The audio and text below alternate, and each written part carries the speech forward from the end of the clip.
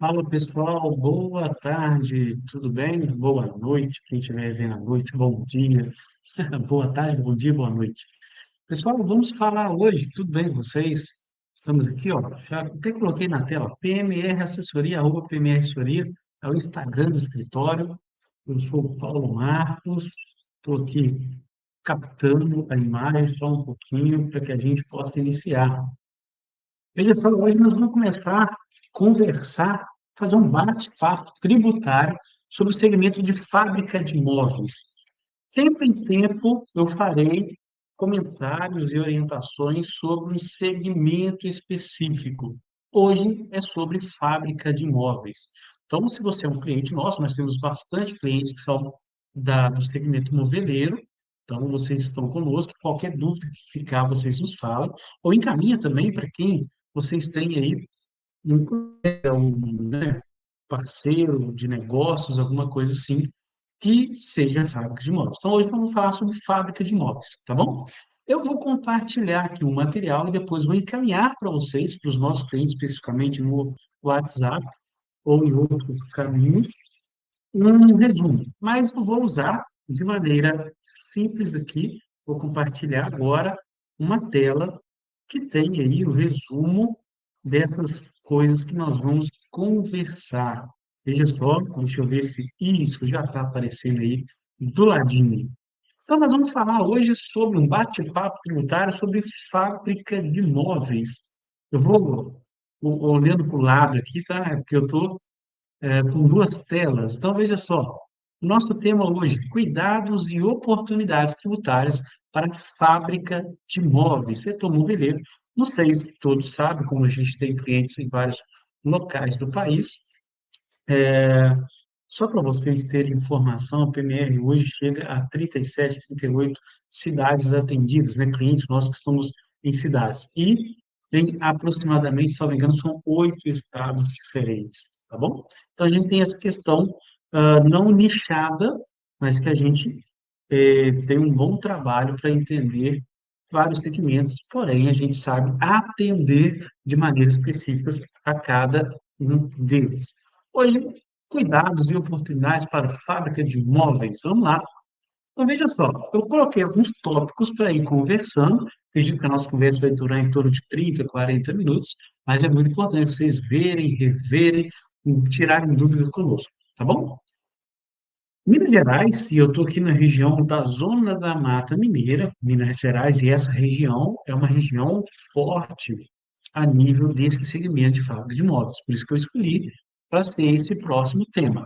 O Bar Minas Gerais, para quem não sabe, além de ser, aí, vamos colocar, cidade da Manga, cidade do Ari Barroso, do Nelson Ned e outras coisas mais, também é a capital mineira de móveis e tem aí um projeto para ser reconhecido, e é reconhecido nacionalmente, né, como uma das capitais de fábricas de móveis do setor moveleiro a nível de país. Salvo engano, estava como terceiro polo moveleiro do país, tá bom? Então, por isso, essa importância. Pessoal, vamos lá então. Aqui eu vou passando para vocês, ó, o setor moveleiro é altamente competitivo e enfrenta desafios constantes de custos, margens apertadas e concorrência internacional. Sim, a gestão tributária, quando bem feita, pode representar a diferença entre uma empresa ah, apenas sobreviver e realmente prosperar. Veja só, nós temos vários clientes e eu entendo o contexto da fábrica de móveis. Costumo até dizer assim, há uma diferença entre aqueles que são empreendedores e outros que são empresários, né? Empreendedores são aqueles que têm a oportunidade de negócio, vai lá e empreende, né? Mas empresário é aquele que gere a empresa de maneira geral. Um investe, empreende, e o outro, além de investir e empreender, ele faz a gestão da empresa. Isso faz total diferença, né? Sobretudo a nível tributário e financeiro, que a gente vai ver um pouco para frente, tá? Não só no segmento moveleiro, isso é uma questão no geral. Então, isso é importante, a diferença de ser um empresário entre ser um empreendedor. No segundo tópico, a fiscalização tem se tornado cada vez mais digitalizada. com cruzamento automático de informações via SPED. Paulo Marcos, o que que é SPED? SPED é uma obrigação que a sua empresa tem que cumprir junto ao governo quando você não está no Simples Nacional, tá? Simples Nacional, regime tributário, lucro presumido, lucro real são outros dois, e quem não está no Simples tem que mandar esse SPED para o governo. Quem manda é um dos trabalhos aqui do nosso escritório contábil. A gente capta os dados, né? As notas de entrada, de saída, tudo, a nível de estoque, várias coisas, e envia para o governo, e aí o governo fiscaliza. Antigamente, o governo não fiscalizava, agora fiscaliza, né? Eu tenho clientes que já perderam, por exemplo, só para vocês entenderem, é, já foram notificados por causa de estoque muito alto, então o governo está olhando isso. Outros clientes já foram questionados a nível do caixa muito alto na contabilidade, também foi razão de uma pergunta. O governo ele pergunta, o ônus da prova é nosso, do contribuinte. Então, se você consegue provar que está tudo certo, está tudo certo. Se você não consegue, e aí você começa a ter, pode começar a ter um problema. Antigamente o governo não fazia isso, ele fiscalizava bem menos, e não tem nada a ver com política, tá? É questão da máquina. Eles aprenderam, assim como a gente aprendeu vendendo e-commerce, aprendeu que tecnologia é bacana para a nossa gestão, eles também aprenderam que tecnologia é muito bom para fiscalizar. Então, muita gente, sobretudo nesse setor moveleiro, que usava da sonegação, não faz isso hoje mais. Né? Se uma geração, duas gerações para trás, falava assim, preocupe com isso não, agora tem que preocupar. Tá? Isso faz com que erros pequenos, que antes poderiam passar despercebidos, hoje resultam em autuações que podem ser significativas, porque aumentou a fiscalização. E eu falo isso com experiência. Né? Esse ano está tornando, completou em agosto, 24 anos que eu trabalho nessa área do segmento contábil, né? Entre várias atividades que eu tive. E hoje, há mais de 10 anos com a PMR Assessoria, né? Então, eu vi isso tudo não acontecer lá atrás e está acontecendo agora. A gente tem uma alta demanda de microempreendedores nos procurando porque foram notificados. Veja só, microempreendedores. Então, a fiscalização é importante, tá?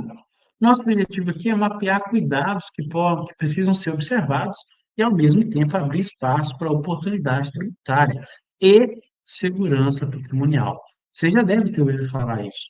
A PMR Soria, ela tem dois pilares: economia tributária e segurança patrimonial.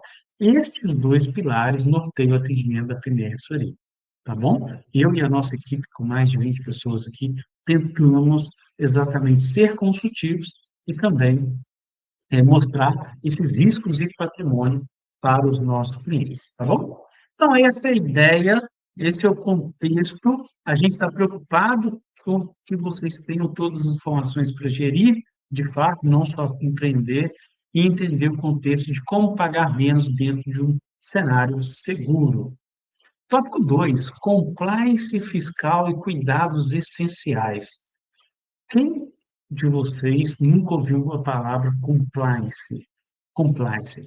Eu já fiz algumas, né, especializações e a última era direito tributário, tudo junto, né? Era uma pós, uma especialização de um ano que tinha esses três temas: direito tributário, era auditoria digital e compliance tributário. O compliance é estar tudo certo, né? É estar na regra, é fazer o que a regra manda. Isso é compliance.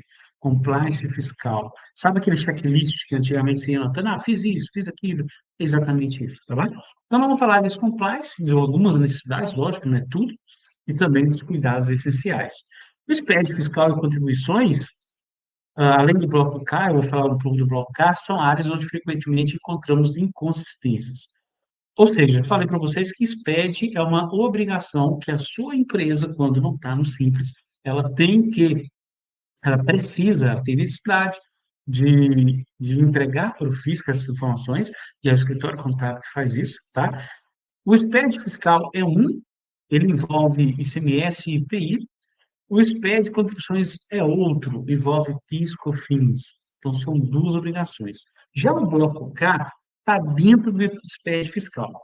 O bloco K, gente, você já deve ter ouvido falar em algum momento dele, porém, é de se alertar que ele ainda não funciona integralmente. O bloco K é algo que nós passamos uma fase do bloco K que falava assim, não, a gente não pode mais, não pode entregar o bloco K por direito da, como é que fala? Direito de não abrir o meu custo, direito de não abrir a minha receita do produto, né? E tento colocar uma receita. Se você faz um móvel, né, um sofá, o bloco cá atrás, quanto que você gasta de tecido, quanto você gasta de cola, quanto você gasta das ripinhas de madeira, quanto você gasta disso. Então o pessoal fala, não posso entregar isso para o fisco, porque pode vazar, o meu concorrente pode saber, etc. Gente, essa objeção está quebrada, tá? Não é por conta disso que o bloco não funciona ainda, tá? Mas um dia vai funcionar. Então, os testes fiscal, a contribuição ao bloco eles são importantes e fazem parte desse compliance. Quem é simples nacional tem o Sintegra. O Sintegra, eu vou até colocar ele aqui também, tá? O Sintegra, ele é, nesse sentido também, porém mais básico, tá? O SPED é bem detalhado, então tem que fazer isso aí com cuidado. E daqui nascem algumas obrigações. Por exemplo, a classificação fiscal das mercadorias é um ponto crítico. Um erro pode impactar não só a carga tributária, mas também gerar passivos fiscais por anos. É fundamental rever periodicamente a classificação. Pessoal, a questão é, vejam que classificação fiscal é aquele, sabe, aqueles 8 números que a gente chama de NCM? Aquilo é importantíssimo, então, porque nós estamos falando de uma fábrica, né, de uma indústria. Esta indústria dá entrada em insumo e vende produto final. Você dá entrada em várias coisinhas para sair um produto final, um estofado, uma, uma cômoda, uma mesa, um guarda-roupa, então várias coisas, tá? Fábrica de móveis no geral.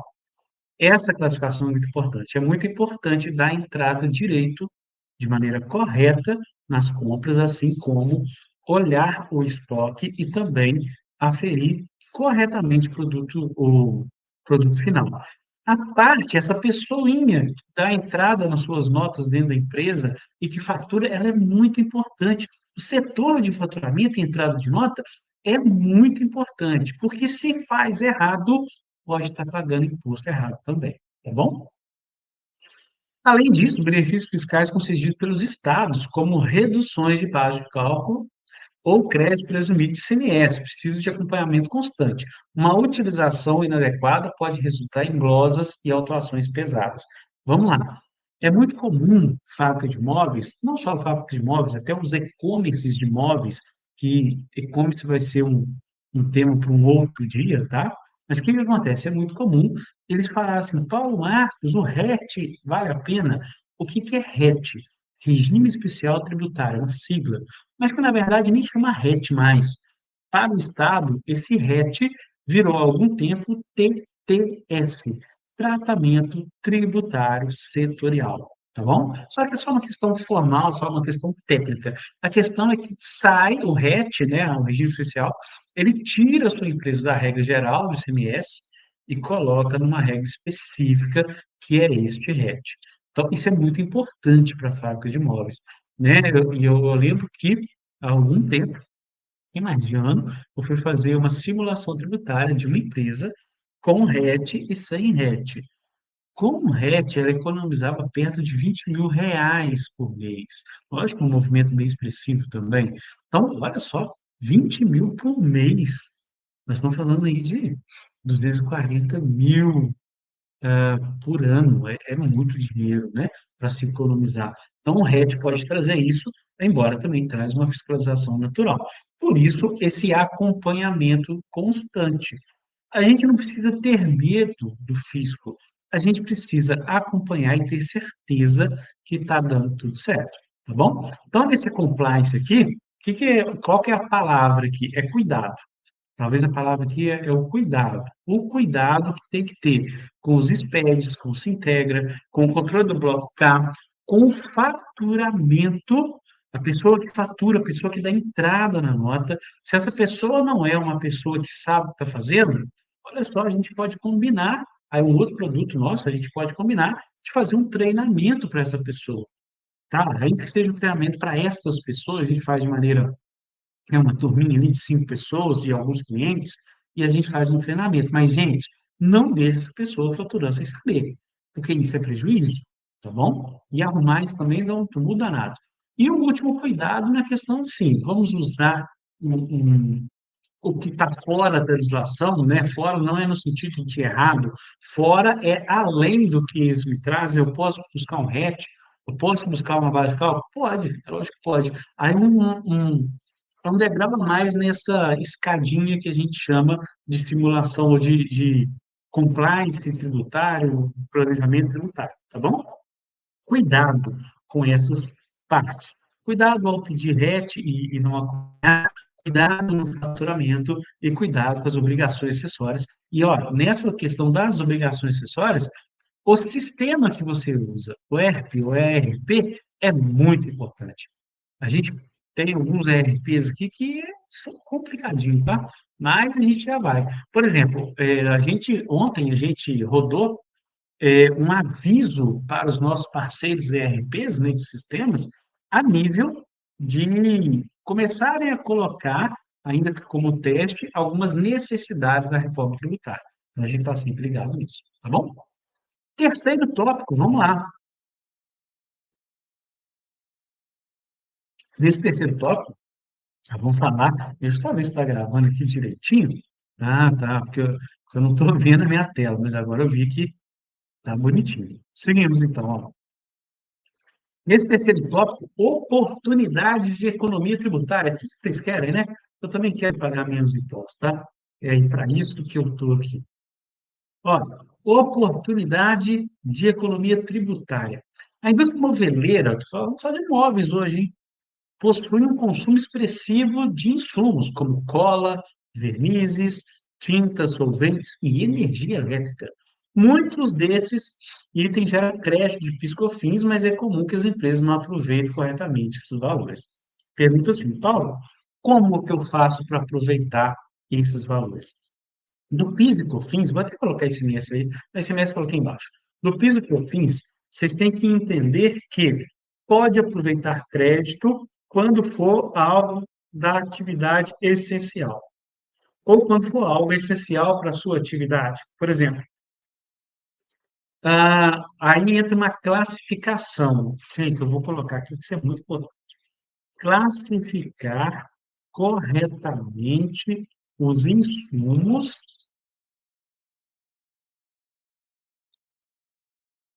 para não serem confundidos com consumo. Isso é importante. Para PIS e COFINS, e até mesmo para o ICMS, insumo a gente pode usar crédito, consumo não. Uma vez eu fui fazer uma auditoria de crédito em um cliente, e aí aconteceu o quê? Aconteceu que ele estava usando, muito foco agora, hein? Serra, fresa, lixa, serra, fresa, lixa. Esses produtos, eles podem ser considerados materiais intermediários. Por quê? O que é um material intermediário? É aquele que, que, que faz parte ali, tem o contato com o produto, mas não é o produto final. O que acontece com a lixa? Você passa no produto final, você desgasta ela, mas ela não vai no produto final. A lixa, a serra, a mesma coisa. Você serra, vai gastando os dentes ali e não vai no produto final. Tinha uma empresa não era cliente nosso, a sua C, que estava colocando isso tudo como uso e consumo, como consumo. E consumo não pode usar crédito. Mas se a gente colocar como insumo, material intermediário, aí pode usar crédito. Está na lei isso. Então, olha só, isso é muito importante. Serra, fresa e lixa. Classifique no seu ERP, na sua entrada, como insumo e não como consumo, tá bom? Porque como insumo a gente usa crédito de PIS, de COFINS, de ICMS. E aí eu estou falando de PIS/COFINS 9,25, CMS depende de onde você compra, se é 12, se é 18. Então, olha só o que você deixa de usar. Isso é uma economia, porque você usa crédito e paga menos imposto na saída. Se você colocar como consumo, você não usa crédito. E se comprar de fora do estado, ainda paga pela essa compra um percentual ali de ICMS. Então, isso é muito importante. É o grande tópico desse item 3. Mas tem o item 2, o tópico 2 desse item aí. Também há espaço para recuperação de crédito ICMS, pago em operações anteriores. Muitas vezes, insumos ou embalagens são tributados e créditos não são apropriados corretamente. Veja só, vamos supor que você quando eu falo de crédito, gente, lembrando que nós não estamos falando no caso de simples. Muitas coisas aqui cabem para simples nacional, mas crédito ainda não, tá?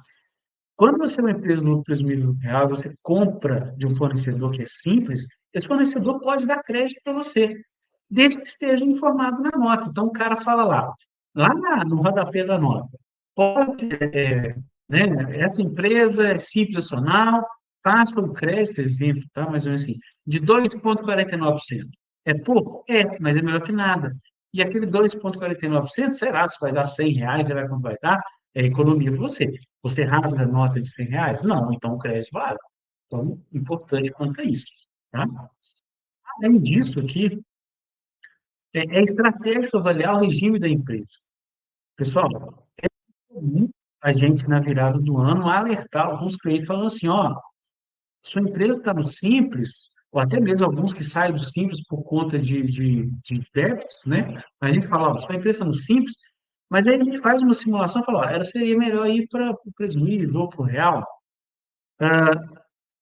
Pessoal, para a fábrica de móveis, uma fábrica de móveis bem organizada, ela, o lucro dela é muito bom para ela, tá? Muito bom para ela. O presumido, às vezes pode ser, mas é muito incomum, é mais comum que seja ou simples, e aí depende muito do faturamento, né, da escala de faturamento, ou o lucro real. O lucro presumido não é comum que esteja ali, tá?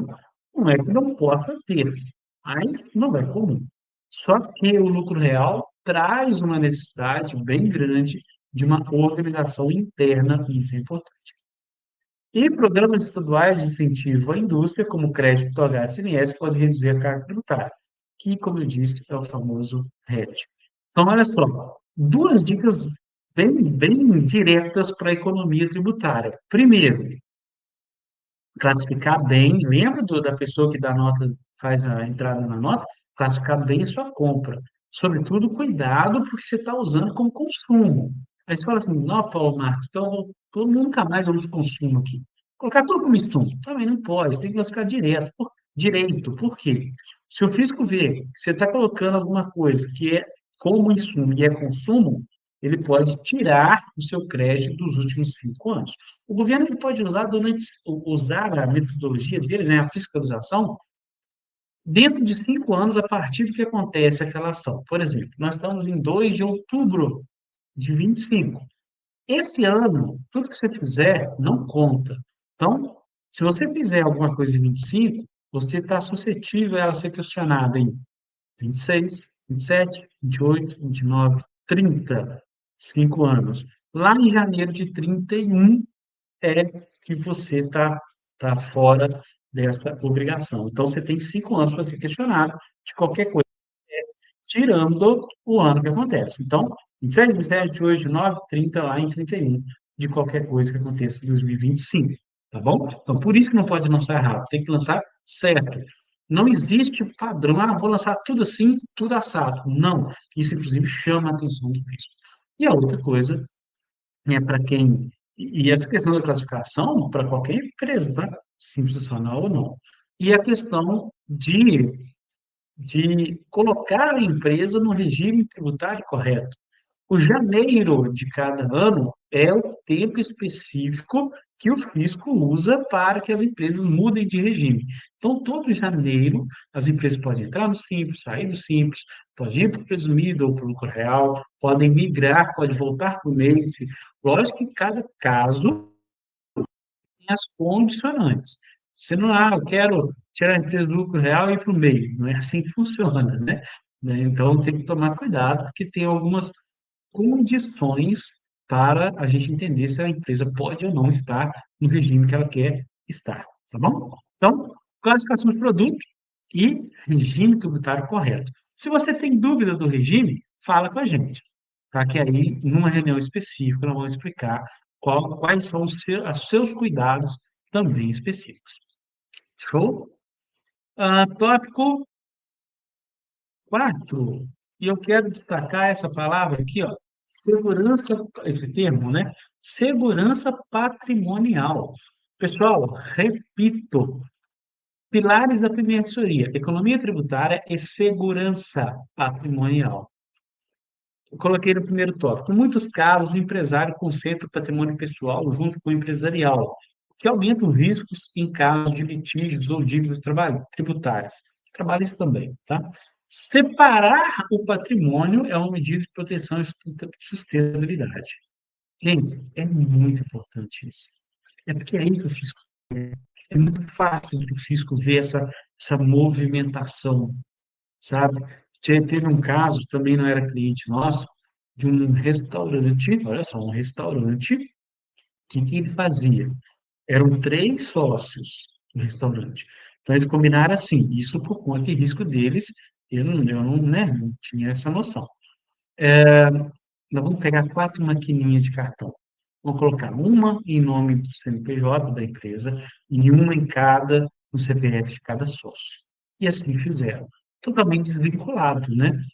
E o fisco viu. Então, o fisco viu o faturamento das quatro maquininhas e o fisco não foi lá ver, não, tá? O fisco juntou as peças. Ele fiscalizou, tá bom? Então, juntou. O fisco somou o faturamento das quatro maquininhas, deu um problemão, porque as pessoas tiveram que pagar imposto da pessoa física e ainda desenquadrou a empresa do Simples por conta de simulação ou barra sonegação tributária. Pessoal, separar o patrimônio da pessoa física ou jurídica é essencial. Não mistura isso, tá? Quando mistura, a gente chama de confusão patrimonial. E aí o fisco, ó, deita como é que fala? Deita e rola, né? Deita e rola com isso, sabe? Porque, assim, por que que a gente cria uma empresa? Por que a gente cria um CNPJ? Para pagar menos impostos. Aí, quando você mistura tudo, você está assumindo o risco maior que tem. Então, precisa separar, precisa não ter confusão patrimonial. Confusão patrimonial não pode existir. Simples assim, tá? Para segurança daquela pessoa física. Outra coisa, ferramentas jurídicas de blindagem, ó, eu deixei de propósito para colocar um vermelhão aqui. Por quê? Seguindo, ferramentas jurídicas de blindagem patrimonial em vermelho, como holding familiares e estruturas societárias adequadas, podem oferecer maior segurança, sem perder eficiência. Tudo bem. Pode sim oferecer maior segurança sem perder eficiência tributária. Por que que a gente cria empresa? Para pagar menos impostos. Primeira, eu já disse isso aqui. Nem precisa ser uma holding. A holding é o plus. A holding é o CNPJ premium para quem quer dar segurança, para quem quer ter segurança. Tá bom? Porém, ah, não existe blindagem patrimonial. Não existe blindagem patrimonial. Eu costumo dizer, e eu embato um pouco isso com os advogados que trabalham com hold e tal, falo, meu amigo, não vou falar em blindagem, tá? Não existe blindagem, porque pode ser questionado e jurídico é complicado. Mas vamos falar em camadas de segurança. Por isso que eu coloquei de maior segurança. Sim, as empresas podem ter maior segurança. Então, imagine que você tem uma situação vulnerável. O que que você faz? Você cria uma empresa e a partir dessa empresa você coloca algumas cláusulas, você coloca algumas questões jurídicas, faz uma estrutura tributária que aquela segurança, que aquela vulnerabilidade não exista mais. Então você tem uma segurança. Aí depois você cria uma holding, mais uma segurança. Então, camadas de segurança. blindagem não, tá bom? Mas a Hold é uma ótima opção para quem quer entender. E por fim, nesse tópico, né? Governança tributária, processos bem definidos, revisões periódicas e assessoria especializada. Fortalece a empresa com flutuações e garante que decisões sejam tomadas de maneira preventiva e não reativa. Governança tributária, em resumo, é tomar cuidado. Tomar cuidado. Não sei se vocês lembram da figura do profissional que chama controller. A gente fala muito em controladoria, né? Sobretudo quando está na questão pública. A controladoria tal, né? O controller é aquele que controle de tudo. Essa é a necessidade de uma empresa. Mas, Paulo, você está falando de um trem que não existe, uma empresa é pequena, não sei o quê. Ó, vamos lá. Primeiro, dentro da sua empresa precisa ter alguém que sabe o que está fazendo. Primeiro tópico. Dentro da sua empresa precisa ter alguém que saiba o que está fazendo. A partir daí, essa pessoa vai dominar tudo? Não, não vai. Mas para isso tem a PME Assessoria. A gente tenta, repito, pilar. Economia tributária, e segurança patrimonial, dentro de sermos, o nosso objetivo é sermos digitais, porque a gente atende a vários clientes em várias cidades, em vários estados, e consultivos para a gente poder dar todas as informações para vocês. O que a gente costuma dizer é, no nosso atendimento aqui especializado, não faça nada em dúvida, fale conosco para você tomar a decisão, tá bom? Isso é importante. Então, vamos lá. Segurança, não misturar pessoa física e jurídica, não ter essa confusão.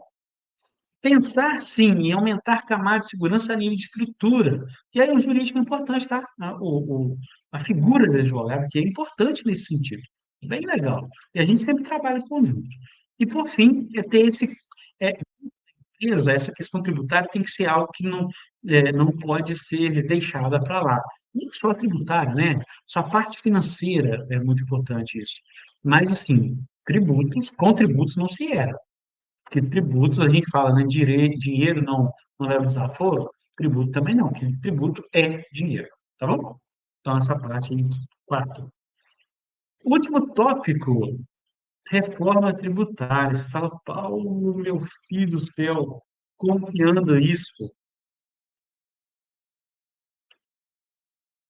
Olha, inclusive, eu gravei um story, acho que foi ontem, uma coisa assim, acho que foi ontem mesmo, foi ontem, 1º de outubro, falando que tinha saído do Senado e voltado para a Câmara, para votação, uma questão de umas mudanças lá na reforma tributária. 219 mudanças, bastante mudanças, né? 219 mudanças. Eu quero trazer um resumo para você.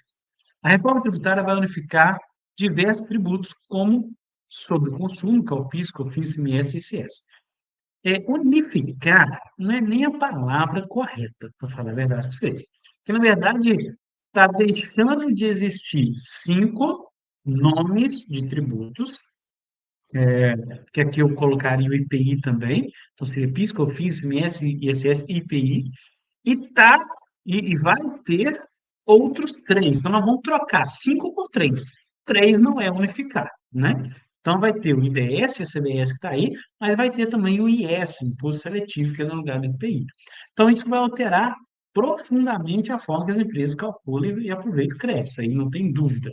Só que, gente, não está tudo regulamentado ainda. Acabei de falar que ontem, 1º de outubro, muitas coisas voltaram para o, a Câmara para ser votada depois de mudança no Senado. Então, a coisa está sendo escrita ainda.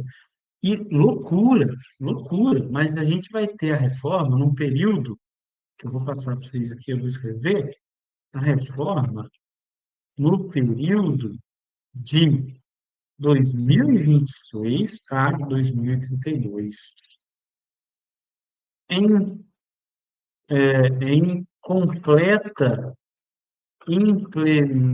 implementação em janeiro de 2033. Olha que loucura! Olha que loucura! É isso mesmo. A reforma tributária ela vai ser escrita agora, está sendo, né, acabado de ser regulamentada, mas as ações dela são de 26 a 32. Lá em Caminho 33 acabou, e aí a gente está falando que temos uma reforma implantada.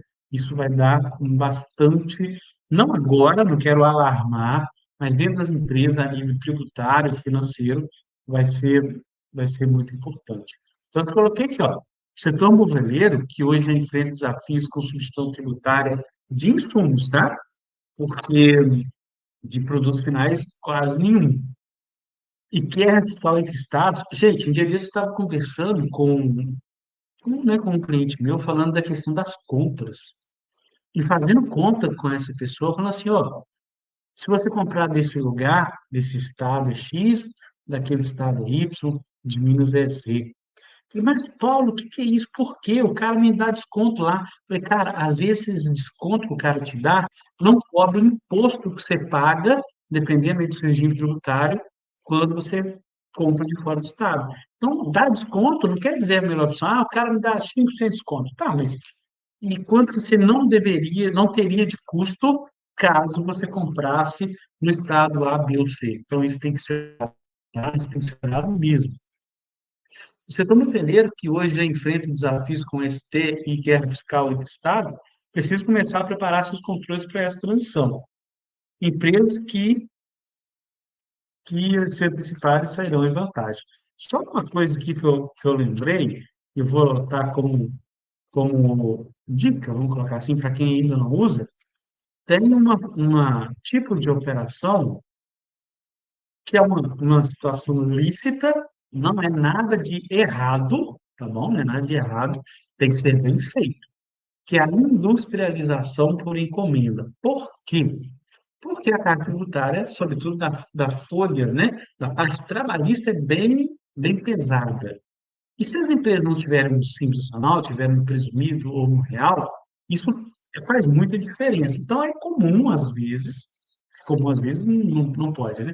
É comum, não tem uma figurinha, é raro, mas acontece. É raro, mas acontece que as empresas tenham um CNPJ no Simples e outro CNPJ, talvez aí mais comum no lucro real, para fazer essa questão da industrialização por encomenda.